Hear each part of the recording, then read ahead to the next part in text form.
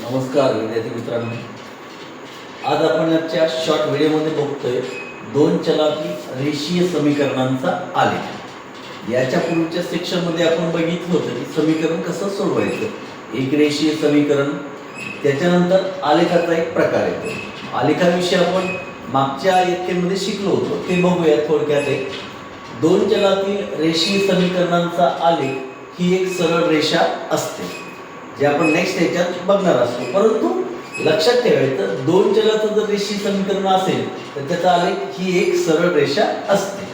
दुसरं, जी क्रमिक जोडी दिलेल्या समीकरणाचे समाधान करते ती जोडी त्या समीकरणाची उकल असते। म्हणजे क्रमिक जोडी कशाला म्हणतो की आपण दिलेल्या समीकरणाचं समाधान करणे, अशी जर जोडी असेल तर त्या संख्येच्या जोडीला क्रमिक जोडी असं म्हटलं जातं।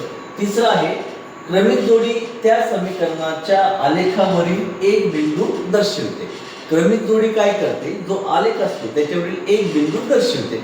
मग आलेख जनरली सर्वांनाच माहिती आहे, परंतु परत एकदा मी सांगतोय, आलेख काय असतं, जो आडवा अक्ष असतो हॉरिझॉन्टल ॲक्सिस त्याला एक्स अक्ष म्हणतात। जो उभा अक्ष आहे त्याला वाय अक्ष असं म्हणतात। याचा एक आरंभ बिंदू असतो जो ओ असतो किंवा 0 पासून ज्याची सुरुवात होते।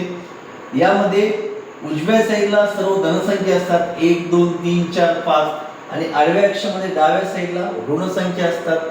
सेम वाय अक्षामध्ये वाय अक्षाच्या वरच्या बाजूला धनसंख्या आणि खालच्या बाजूला ऋण संख्या असतात। मग कोणताही आलेख सुरू करण्यापूर्वी त्याची एक बेसिक माहिती या ठिकाणी आज आपण बघितलेली आहे। परत एकदा सांगतो, दोन चलातील रेषीय समीकरणाचा आलेख ही एक सरळ रेषा असते। क्रमिक जोडी कशाला म्हणतात की जी ज्या समीकरणाचं समाधान करते त्या संख्येच्या जोडीला क्रमिक जोडी असे म्हणतात।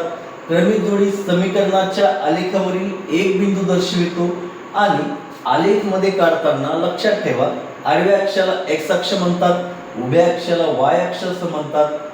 आरंभ बिंदू 0 असतो आणि या ठिकाणून एक्स अक्षाला उजव्या साईडला धनसंख्या, डाव्या साईडला ऋण संख्या, वाय अक्षामध्ये शून्याच्या वर जे असतं ते धनसंख्या, शून्याच्या खाली ऋण संख्या असते। हा आजच्या शॉर्ट व्हिडिओ मधला बेसिक। अशाच प्रकारचे नवनवीन शॉर्ट व्हिडिओ बघण्यासाठी जास्तीत जास्त आपल्या चॅनलला लाईक करा, सबस्क्राईब करा आणि शेअर करा। नमस्कार।